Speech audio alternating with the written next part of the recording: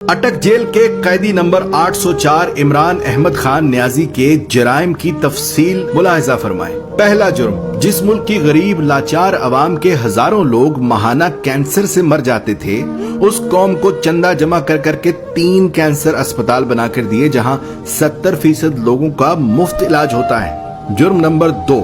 جب اس کی سابقہ اہلیہ جمائمہ نے اسے کہا کہ یا میرے ساتھ لندن میں عیش کی زندگی گزارو یا مجھے چھوڑ دو، تو اس نے پاکستان کو چن لیا، بیوی کو چھوڑ دیا، یہاں تک کہ لاکھوں پاؤنڈز جو جمائمہ کی دولت سے اسے ملنے تھے وہ یہ کہہ کر ٹھکرا دیے کہ مجھے ان پیسوں کی کوئی ضرورت نہیں۔ تیسرا جرم، 40 سالوں سے ایک دوسرے کو سیاسی اقتدار بانٹنے والے سیاستدانوں کو عوام کے سامنے اس نے ایکسپوز کر دیا۔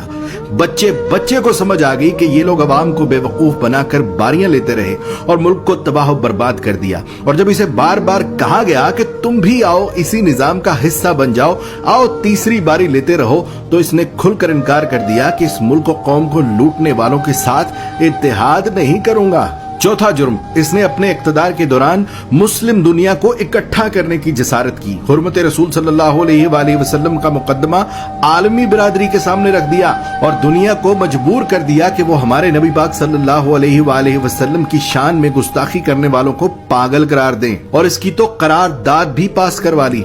پانچواں جرم سن لو، اپنے اقتدار کے دوران مال بنانے کی بجائے غریبوں کو 12 ہزار روپے دینے شروع کر دیے، ہر خاندان کو 10 لاکھ روپے کا مفت علاج کروانے کے لیے صحت کارڈ جاری کر دیے۔ چھٹا جرم سنو اس کا، جب ہندوستان نے مقبوضہ کشمیر کا سٹیٹس زبردستی بدلا تھا تو اس کو بھی عالمی برادری کے سامنے لتاڑ دیا، اس کے ساتھ تجارت یہ کہہ کر بند کر دی کہ جب تک تم کشمیر کا سٹیٹس بحال نہیں کرتے تم سے تجارت نہیں کروں گا۔ ساتواں جرم، جب اسے پوچھا گیا کہ کیا ماضی کے سیاستدانوں کی طرح آپ بھی امریکہ کو اجازت دیں گے کہ وہ پاکستان میں بیٹھ کر افغانستان پر حملے کرے، تو اس نے کہہ دیا ایبسلیوٹلی ناٹ۔ آٹھواں جرم، اس قیدی نمبر 804 عمران احمد خان نیازی نے پاکستان کی تباہ و برباد ہو چکی کپڑے کی انڈسٹری کو دوبارہ شروع کرنے کی جرت کی، یہاں تک کہ اتنی لومیں چلا دی کہ کام کرنے والے کم پڑ گئے اور دنیا جہان سے پاکستان میں کپڑے کے آرڈر آنا شروع ہو گئے۔ جرم نمبر 9، جب اسے اقتدار سے زبردستی نکال دیا تب بھی یہ ملک چھوڑ کر بھاگ نہیں رہا تھا،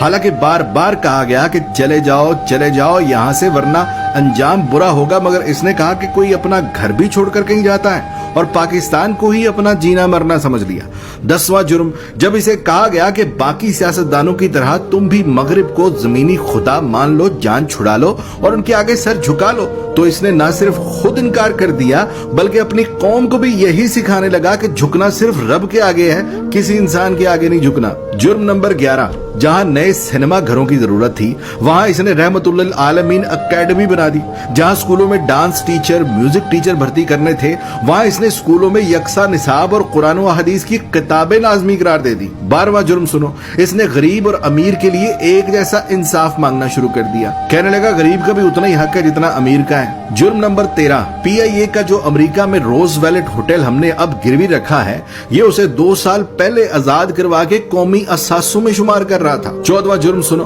یہ اوورسیز پاکستانیوں سے لاڈ کرتا تھا، انہیں ایک باپ کی طرح سہولیات دینا شروع کر دی تھی۔ بیرون ملک وفات پانے والے اوورسیز پاکستانیوں کا جسد خاکی پاکستان لانے سے لے کر تدفین تک کا سارا خرچ بیت المال سے دینے لگا۔ بیرون ملک جیلوں میں قید پاکستانیوں کو آزاد کرا کر پاکستان لا رہا تھا، اور یہاں تک کہ اوورسیز پاکستانیوں کو ووٹ ڈالنے کا حق دینے لگا تھا۔ جرم نمبر 15، اس نے اپنے ہر اس ساتھی کو چھوڑ دیا جس نے کرپشن کی، جہانگیر ترین جیسے دوست کو بھی کرپشن کا مال بنانے پر خود سے الگ کر دیا اور تا حیات سیاست سے نااہل کروا دیا۔ قیدی نمبر 804 عمران احمد خان نیازی کے جرائم کی تفصیل بہت لمبی ہے، لہذا بقیہ جرائم سننے کے لیے دوسری ویڈیو ملاحظہ فرمائیں۔